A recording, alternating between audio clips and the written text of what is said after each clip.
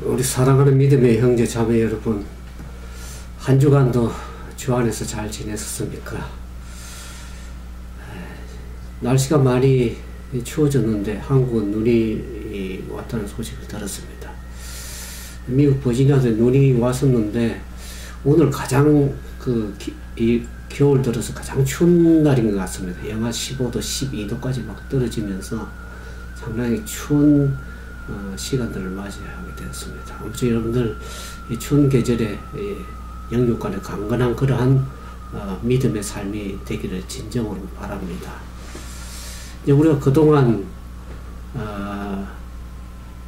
요한계시록에 대해서 말씀을 쭉 살펴보고 있습니다. 그러니까 요한계시록의 1장에 보면 그 예수 그리스도께서 그 계시의 말씀을 그 종 요한에게 천사를 보내서 계시의 말씀을 7교회에 보내라는 그런 말씀을 봅니다. 예수님의 모습이 계시록 1장에서 우리가 보게 되고, 그 계시의 말씀을 왜 펼쳐서 보여주냐 그러면 이 때가 가깝기 때문에 그 계시의 말씀을 연구할 필요가 있다. 말씀을 우리가 살펴봄으로써 우리가 어떻게 믿음을 준비할 수 있는지를 계시록에서 우리가 보게 됩니다. 그래서 계시록 2장부터 3장까지의 거기 보면 7교회 얘기가 나옵니다. 예수님께서 그 당시에 소아시아에 있던 그 에게에 있는 그 7교회, 요한이 있었던 그 주변의 교회, 요한이 이제 예배소에 있었죠. 예배소 주로 있었는데 예배소의 교회를 중심으로 그 주변에 있던 7지역의 교회에게 예수님께서 계시를 주는 장면을 2장부터 3장까지 보게 됩니다. 그러면서 4장에 가면 그 이제 7교회의 상황에서 벗어나서 이제 삽입장으로서 예수님께서 요한에게 하늘의 보좌를 보여주는 장면이 나옵니다. 그 보좌를 통해서 거기에 보면 하나님의 보좌가 있고 거기에 네 생물과 12보좌가 있는데 거기 12장로들이 나오죠. 그래서 그들이 하나님께 경배하는 모습, 네 생물과 24장로들이 경배하는 모습이 나옵니다. 그래서 그 모습에서 하늘 보좌를 보는 그 장면 가운데서 5장에 가면 하나님께서 오른손에 책을 가졌다 그랬습니다. 그것이 안팎으로 써 있고 그 인봉이 된 그 책을 가지고 있는데 그 책을 인을 떼기에 합당한 사람이 없기를 요한이 울었다 그랬습니다. 그래서 그 인을 뗄 수 있는 분이 누군가를 보니까 어린 양 대신 예수 그리스도, 그 죄를 이기고 승리하시고 십자가에 죽으심으로 인류를 죄에서 구원하신 그 어린 양 되신 분이 7인을 떼기에 합당하신 분이라는 것을 얘기를 하면서 네 생물과 24장로와 천만 천사의 무리들이 하나님께 찬양하고 온 우주가 찬양하는 그 모습을 우리가 요한계시록 5장에서 보았습니다. 그래서 이제 계시록 6장에 가면 그 예수님께서는 7인을 떼므로써 나오는 그 7인에 대한 얘기를 이제 우리가 살펴보게 됩니다. 근데 이 7인이 대표하는 그 사건들은 구약의 맥락에서 살펴봐야만이 그것을 7인에 대한 그 대표적인 사건들을 우리가 바르게 이해할 수가 있습니다. 그게 이제 계시록 6장 1절에서부터 8절에 나오는 그 얘기에 보면 특별히 그런 얘기가 나옵니다. 칼과 기근과 연병과 덜짐승이 재앙에 해당되는 사건들이 나오는데, 그것은 에스겔서에 보면 하나님께서 에스겔 14장 2절에 4가지 중요한 벌이라는 그런 것을 에스겔은 얘기를 했습니다. 그러니까 이 징계를 성격을 띤 이 심판으로서 하나님의 백성들이 언약에 불충실할 때에 하나님은 그러한 방법을 그들을 꾸짖으시고 영적 각성을 깨닫게 하실 때에 사용하는 그런 방법인 것을, 도구라는 것을 알게 됩니다. 그리고 이제 그것이 신약에 가서 마태복음 24장 1절에서부터 4절 이제 마지막 재림의 징조들과 연결해서 보면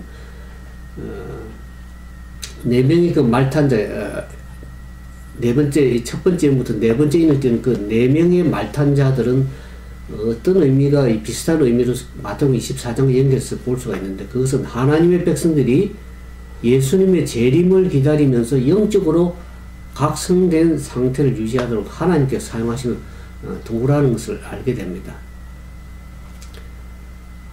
우리가 마태복음 24장 4절에 14절에 예수님의 재림을 앞두고 세상에 일어날 일을 설명하면서 그것이 밀접한 연관성이 있다는 것을 우리가 알게 됩니다. 그래서 이 네 명의 말탄자가 이제 나오는데, 하나님 백성들 하여금 그것은 그들이 지금 현재 살고 있는 이 세상이 사실 그들의 본향이 아니라는 것을 상기시켜서 바른 경로, 믿음의 올바른 경로에서 벗어나지 않게 하시려고 하나님께서 하시는 그 말씀으로 상징적으로 알 수가 있습니다. 그래서 이제 6장에 대해서 설명을 하는데, 7인을 예수님께서 이제 떼시는 장면이 나오는데, 그 인을 떼실 때 그 봉인한 인을 뗄 때마다 그 눈앞에 전개된 장면, 참 놀라운 장면이 전개가 되는 것을 보게 됩니다. 그게 이제 첫 번째 인부터 네 번째 인을 뗄 때마다 그 말의 색깔들이 계속 달라지는데, 그 색깔들이 상당히 나빠지면서 불길한 징조를 보게 됩니다. 그게 첫 번째 인에서는 흰 말이 나오고, 그 다음에 붉은 말, 검은 말, 청황색 말로서 색깔로 봐서 점점 나빠지는 것을 보게 됩니다. 그래서 이 순결과 성리를 나타내는 흰말, 흰말이 유혈을 상징하는 붉은색으로 바뀌면서, 그 다음에 죽음과 재앙을 가져오는 검은색, 그 다음에 완전한 부패를 나타내는 청황색으로 이게 말탄자가 나올 때 그 말의 색이 점점 더 악화되는 모습을 보게 됩니다. 그것은 우리가 깊이 보면 흰말과 순결을 나타내는 것은 복음 전파와 관련이 있다는 것을 알게 됩니다. 이기더라 그 말 나오죠. 그래서 복음 전파와 관련이 있는데, 그 상황이 점점 나빠지는 것은 우리가 지난번에 7교회에 대해서 배웠죠. 계시록 2장과 3장 7교회 얘기 나오는데, 그것이 7인이 결국 교회사적인 사건과 연결해서 보면 그것이 교회사의 타락의 슬픈 역사를 보여주는 장면이 나옵니다. 그렇게 성리 면류관을 쓰고 순결한 흰말을 타고 복음을 전파할 때 이기는 그 복음 전파의 장면이 나오다가, 그 복음의 전성시대에서 그 초대교회 시대가 지나면서 이제 교회는 어떻게 합니까? 핍박을 받기 시작해요. 복음을 전파하다 보니까 핍박을 받고 분쟁에 휩싸이는 그 모습이 이제 붉은색으로 모습이 나오죠. 그러면서 핍박이 끝나면서 어떻게 합니까? 교황권이 일어나고 교회가 세속적 권력을 잡으면서 오히려 영적으로 죽어가는 모습이 나옵니다. 그러면서 7인에 가서는 교회가 어떻게 합니까? 거의 청황색 모습으로 완전히 부패한 모습이 나타납니다. 그것이 중세 암흑 시대에 복음이 완전히 영적으로 기근 상태, 썩어져서 부패하기 시작하는 그 모습을 보여주고 있습니다. 나중에 디테일하게 이제 설명을 하겠지만은, 그래서 그렇지만 하나님께 순종하는 백성들은 무수히 죽임을 당하는 장면이 나옵니다. 그래서 이 5째 인을 뗄 때에 그 순교자들이 어떻게 합니까? 이제 빨리 세상을 심판해 달라는 호소하는 순교자들이 하나님께 호소하는 상징의 모습이 나올 때 하나님께서 어떻게 합니까?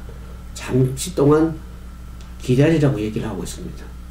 그렇게 말씀하신 어린 양이 6째 인을 뗄 때 예수님께 드디어 이 땅에 재림하는 모습을 이제 계시록 6장 12절부터 보게 되는데, 그 7교회가 요한 당시부터 종말 때까지 일어난 하나님의 백성들이 당할 경험과 처지, 그리고 하나님의 권면을 기록한 것이라면 7인도 역시 7교회를 세계 종말 때까지 정거되는 각 시대마다 교회 상황을 사건들을 계시로 보여준 것이라는 것을 알게 됩니다. 그래서 일곱 교회와 연관해서 더 디테일하게 시대적 상황을 보여주는 자입니다. 그래서 하나씩 인을 뗄 때마다 상황이 나빠지면서 마지막 6째 인을 뗄 때 어떻게 합니까? 우리 계수 6장 12절 14절을 보면 하늘은 종이 축이 말리는 같이 떠나가는 마지막 종말 사건까지를 보게 됩니다. 그래서 일곱 인이 시대별로 종교적인 사건들을 기록한 것으로서 사도시대부터 예수 그리스도의 재림 때까지 모든 교회 역사를 포함하는 것을 보는 것이 정당하다고 그렇게 표현을 하고 있습니다. 이제 우리가 디테일하게 이제 일곱 인부터 이제 좀 살펴보기 시작합니다.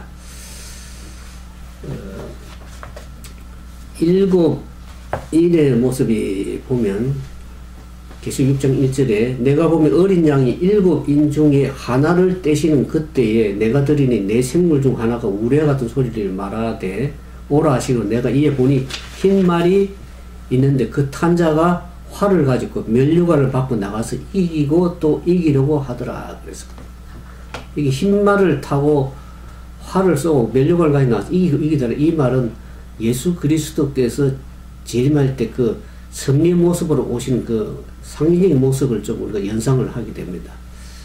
그래서 우리가 일곱 교회 보는 것처럼 일곱이 첫 번째 인은 그 예배소 교회, 초대 교회 시대, 사도 시대 교회에 복음을 전파하면서 사람들 어떻게 합니까? 말씀을 복음을 힘있게 성령 능력으로 전파하는 모습을 보게 됩니다. 그래서 흰 말은 이 그리스도와 관련이 있다는 것을 알게 되는데 여기서 말하는 것은 영적 승리를 상명하는 복음 전파, 복음과 관련이 있다는 것을 알게 되죠. 그러면서 두 번째 인을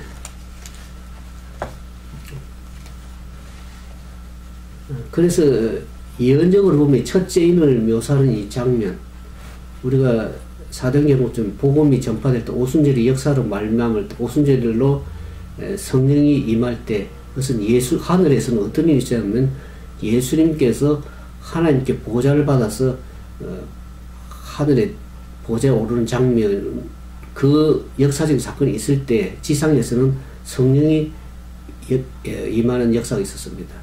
그러면서 예수님께서는 일곱 인을 떼실 때 이 첫 번째 인을 묘사하는 장면은 예배소에 보내는 교회의 기별과 일치하는 것을 보게 됩니다. 복음이 힘있게 전거되는, 그래서 복음이 전 세계에 신속하게 나갔던 1세기의 사도시대를 설명하는 모습으로 그렇게 해석을 할 수가 있습니다. 그러면 두 번째 인을 보면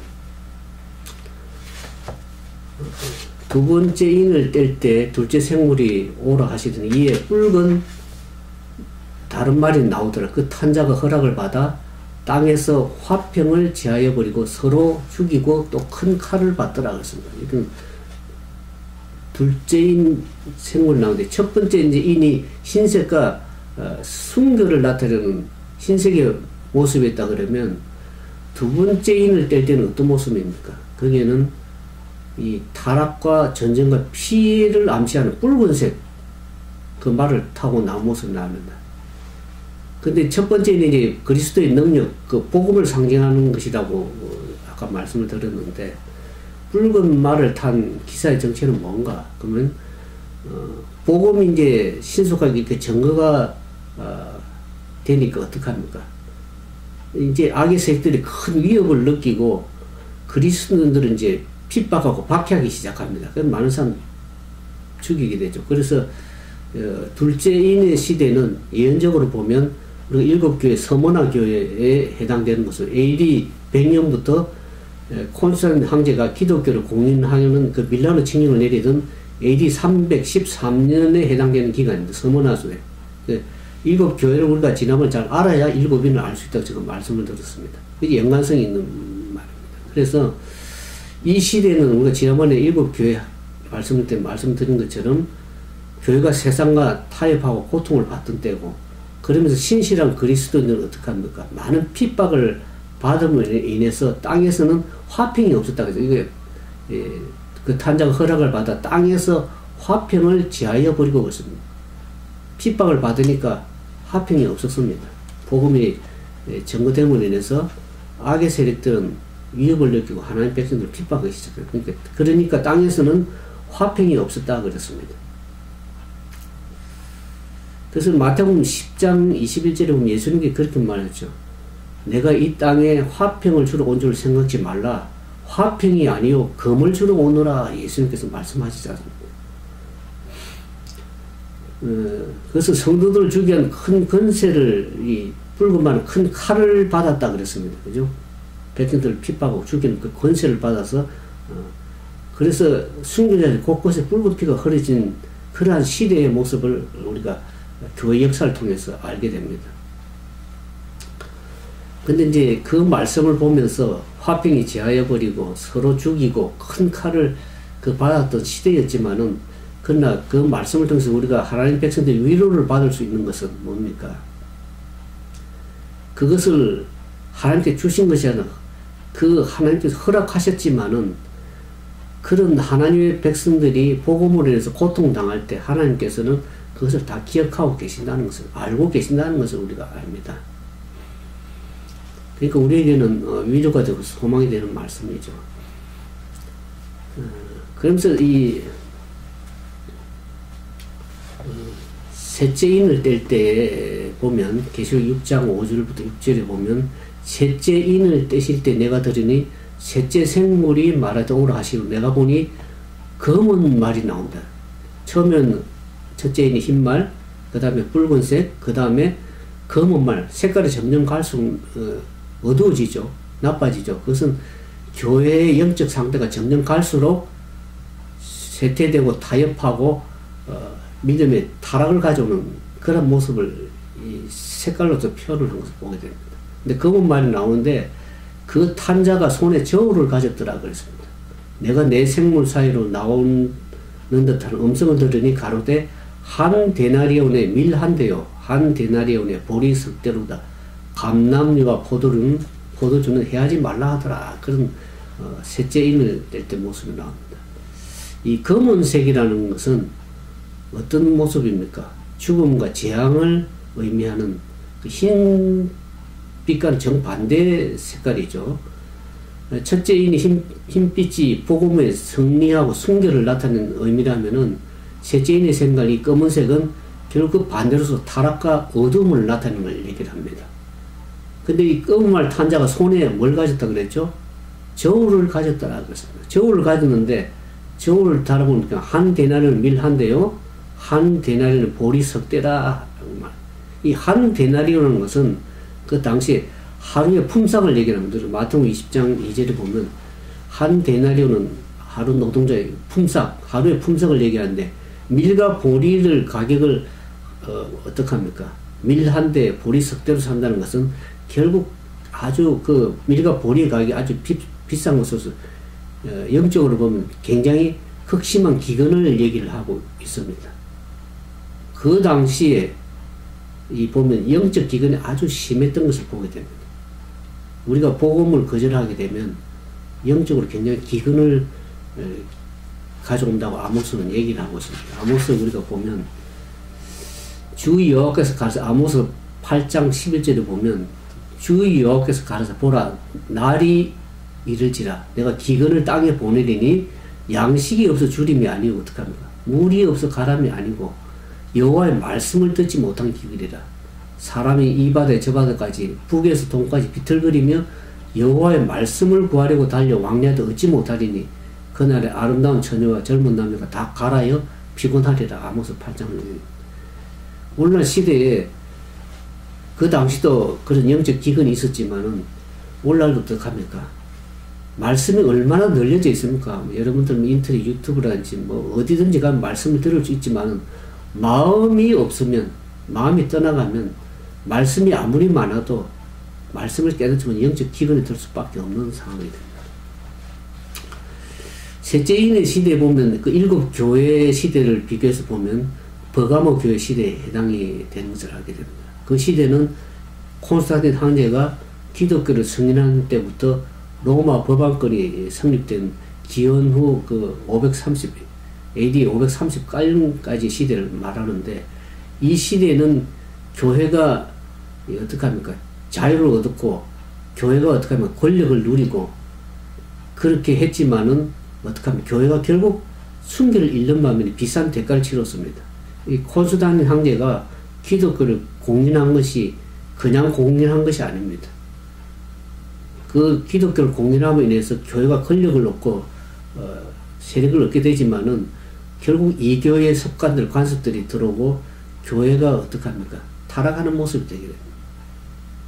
콘스탄틴 황제 이후에 보면 교회의 여러 가지 미신적인 모습들이 교회에 들어오고 이교 사상들이 들어오고 이교 풍습들이 들어오고 결국에는 성경이 말하는 계명이 안식일 일요일 대체가 되고 크리스마스는 부활절 같은 이교 의식들 기념 행사들이 교회에 물밀듯이 들어와 가지고 교회 자리 잡기 시작했습니다. 그러니까 교회가 정당한 그런 신앙의 빛을 거의 잃었다는 것을 알게 됩니다.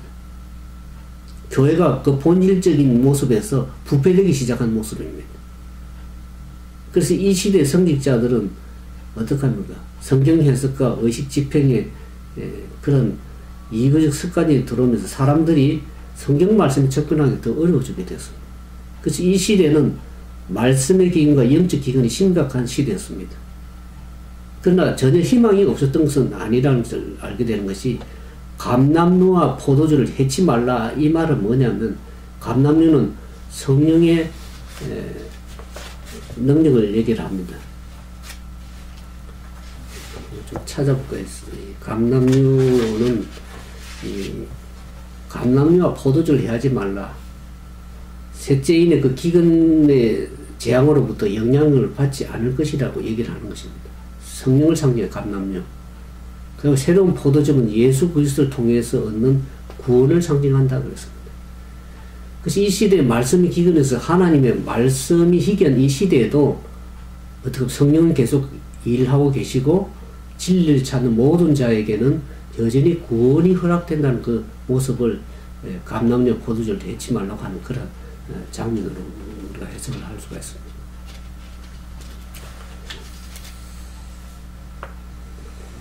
그래서 이 극심한 고난이 있고 말씀의 기근 속에서도 그리스도인들은 믿음과 사랑을 잃지 않기를 하나님께서 바라시는 것이죠. 그래서 하나님께서 그 고통 속에 있는 영적 기근과 고난 속에 있는 하나님의 백성들에게 하나님께서 성령을 통해서 역사하시고 일하시고 그래서 그들의 신음하는 상태를 하나님께 돌보시고 하는 장면을 보게 되는 것입니다. 네 번째 인을 뗄 때 무슨 일이 있었는가를 보면 계속 6장 7절 8절에 보면 넷째 인을 떼실 때에 넷째 생물의 음성을 들으면 오라 하시기로 내가 보니 청황색 말이 나오는데 그 탄자의 이름은 사망이니 음부라 그 뒤를 따르더라. 제가 땅의 4분의 1의 권세를 얻어 검과 흉년과 사망과 땅의 짐승으로서 죽이더라 그랬습니다. 이 청황색 말은 특별한 색깔입니다. 이 색은 죽은 시체의 모습 청황색이고 죽어가는 병자의 색이 이 청황색 모습 나타나면서 결국 부패해서 곰팡이 끼어서 가는 그런 아주 그런 색깔인데 여기에 탄자 이름이 뭐라 그랬습니까? 사망이었으면 음부라는 죽음을 얘기하죠. 그 음부가 그 뒤를 따르더라고 얘기를 하고 있습니다. 그러니까 둘째와 셋째 상태가 최대로 악화된 모습, 그것이 넷째인의 모습입니다. 복음을 거절한 사람들의 모습은 어떻게 합니까? 최악의 상태입니다. 청황색 모습이 나타나는데 이 넷째인의 장면에서 이 권력자가 폭력을 사용한 것을 얘기를 하면서 많은 학살과 희생이 이르는 것을 얘기하는 그런 무서운 장면입니다. 이 넷째인은 우리가 일곱 교회 보는 것처럼 두아데라 교회 시대와 일치하는 것을 보게 됩니다. 그것은 로마 교황권이 이 극성을 하면서 참혹한 박해를 했던 그 시대 AD 538년부터 16세기 종교개혁자들이 일어나서 교황 제도를 부패 횡포를 적발하기 시작할 때부터 긴 시간 중세 암흑 시대에 종교 암흑 시대에 해당되는 사건이 넷째 인이 되는 것입니다.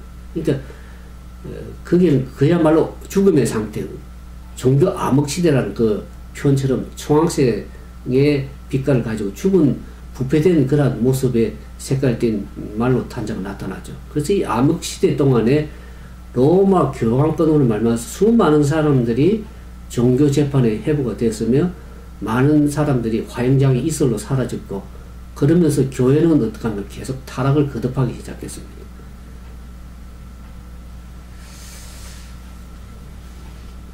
그래서 이 중세 암흑시대, 교황권 전승시대를 우리가 암흑시대라고 종교적으로 부르지 않습니까? 그 심각성이 어떤가를 우리가 알게 되죠. 그래서 로마 교황권의 이 시대는 결국에는 세상에서는 깊은 어둠의 밤이었다는 것입니다. 오늘도 우리 시대도 마찬가지지만 좌파가 정권을 잡고 나라를 모든 것을 좌지우지하니까 우파 세력에서는 어떡합니까? 그야말로 세상이 어두운 그런 상황을 보게 되죠. 근데 여기 보니까 저희가 땅 4분의 1의 권세를 얻었다 그랬습니다. 4분의 1이나 성경에 보면 3분의 1이 계시면 나오는데, 그것은 크기나 세력에서 상당한 비중을 차지할 때 나타나죠. 땅의 4분의 1의 권세를 얻었다는 것, 상당한 권세를 얻었다는 것이죠. 하지만은 그 세력이 크고 무서운 것이긴 하지만은 그 세력이 어떻게 합니까? 스스로 얻은 것이 아니고 그 권세가 외부로 얻은 것이라는 거예요. 하나님께서 그런 권세를 주시기보다도 그 힘을 실어준 존재가 뭡니까? 그 배후의 세력이 사단의 권세를 가지고, 우리가 계시록 앞으로 이제 13장에 가보면 이 지상의 사단은 자기 지상 세력을 가지고 있다고 했습니다. 그 지상 세력을 통해서 하나님 백성들을 핍박하는 세력으로 등장하는 그 배후 세력이 사단을 알게 됩니다. 계속 13년에 가면 나옵니다. 근데 이 땅의 4분의 1의 권세를 얻어서 핍박하는 그 세력은 결국 영적 배후 세력에 사단이 있다는 것을 알게 됩니다. 그래서 그들의 권세가 땅의 4분의 1로서 제한을 하셨다는 것을 하나님께서는 모든 그 역사를 주관하고 계십니다. 땅에서 이런 사단이 권세를 행사하고 땅의 세력을 가지고 하나님 백성을 핍박하지만 그 하나님께서는 그것을 제한하고 계십니다. 결국에 하나님의 통치 아래에 모든 역사가 이루어져 나가고 있다는 것을 알게 됩니다. 그래서 그들이 땅의 4분의 1의 권세를 가지고 어떻게 합니까? 검과 흉년과 사망과 땅의 짐승으로 사람들을 죽였다고 얘기를 합니다. 오늘날 세상도 많은 권세를 가지고 있는 것이 그 배후 세력이 사단이라는 것을 알게 됩니다. 그러나 그 세력이 그렇게 오래 가지는 않을 겁니다. 하나님께서 그 역사를 주관하고 계시기 때문에. 그래서 구약에 보면 오늘 계실 검과 흉년과 사망과 땅의 짐승은 구약에서는 이 심판과 재앙을 얘기를 합니다. 암흑시대 동안 수많은 순교자들이 죽어갔지만은, 그러나 하나님께서 그 가운데 그 역사를 주관하고 계시고 면밀히 살펴보고 계신다는 것을 알게 됩니다.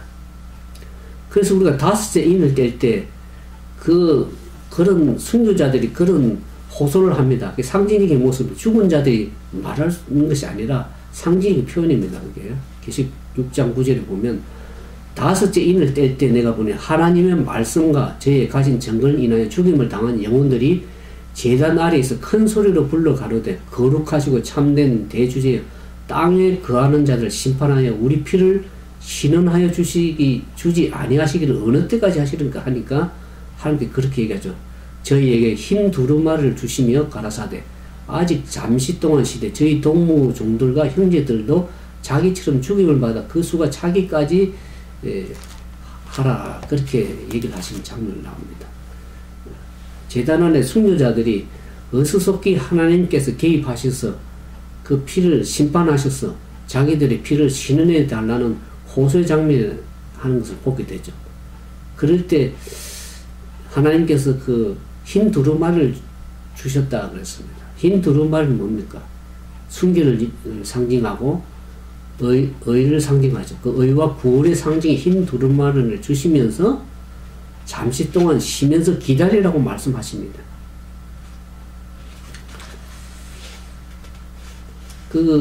우리가 시대적으로 보면 이 다섯째 인은 이 사도시대 교회를 표현합니다. 이 종교개혁 시대에 해당되는데, 종교개혁이 일어났지만은 아직도 핍박은 계속되고 있고, 아직도 마지막 때가 오지 않음으로 해서 성도들이 어떤 핍박을 받으면서 안타까운 모습을 표현을 하고 있습니다. 어서 주님이 오셔서 이 개입하셔서 이 심판하시고 그들이 피를 신어달라는 그 호소의 장면이 5째 인을 뗄 때 나오죠. 그 부르짖음이 계속 지금도 진행되고 있는 상황입니다. 왜냐하면 아직 예수님의 재림이 아직 오지 않았기 때문에 계속 호소를 하는 것이 하나님 앞에.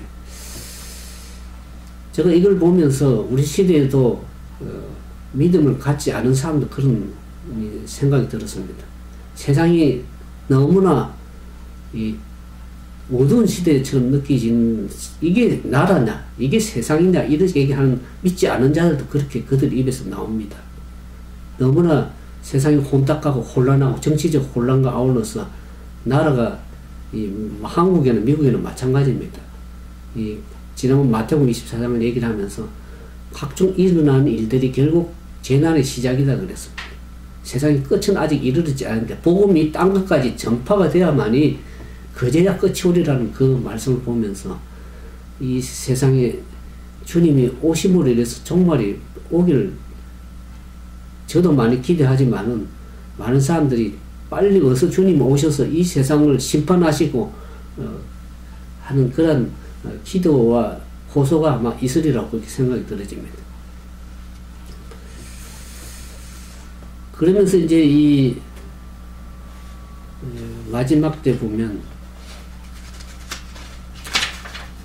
6째 인을 뗄 때 그 모습은 재림의 장면입니다. 우리 계시록 6장 12절 13절에 보면 내가 6째 인을 뗄 때 큰 지진이 나며 해가 총랑같이 어두워지고 온 달이 피같이 되면 하늘의 별들이 무화과 나무 대풍에 흔들려 선가시에 떨어지는 같이 땅에 떨어지며 나옵니다.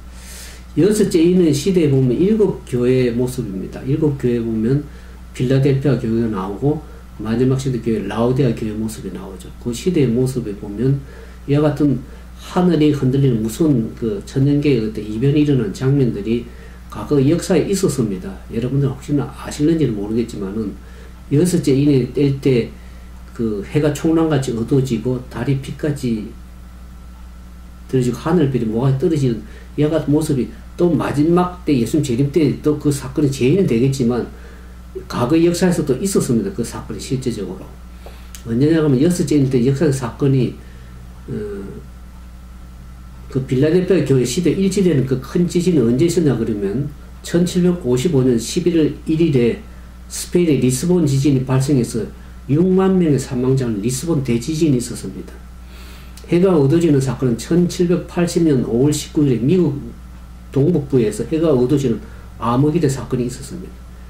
별이 떨어지는 사건은 1833년에 유성이 소나기처럼 떨어진 그런 발생된 사건을 역사에서 보게 됩니다. 근데 이제 마지막 때 가면 또 한 번 이런 사건이 있을 겁니다. 이 큰 지진과 암흑과 별이 떨어지는 이 사건들이 마지막에 하늘은 종이축이 말리는 것 같다는 그런 동시에 기록이 되는 것을 보면 마지막 때도 그와 같은 일이 다시 한번 일어날 것을 알 수 있습니다.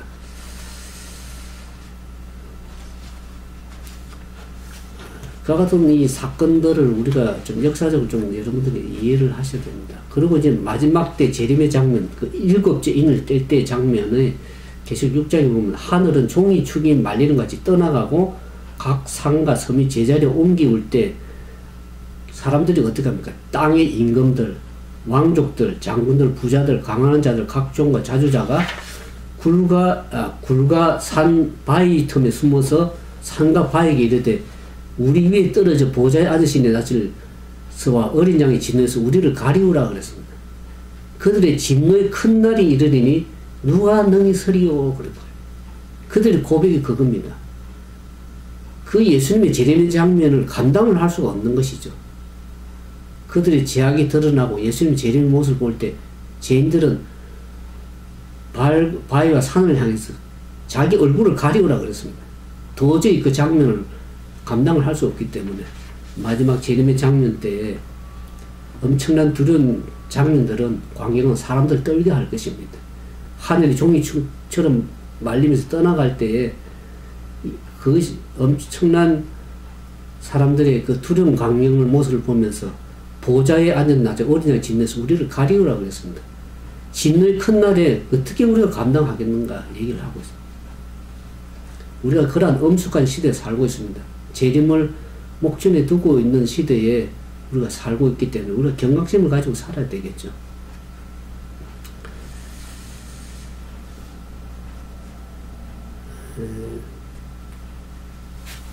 그와 같은 모습을 우리가 보면서 과연 우리는 어떤 삶을 살아가야 될 것인가 하는 것을 우리가 좀 생각을 하게 됩니다.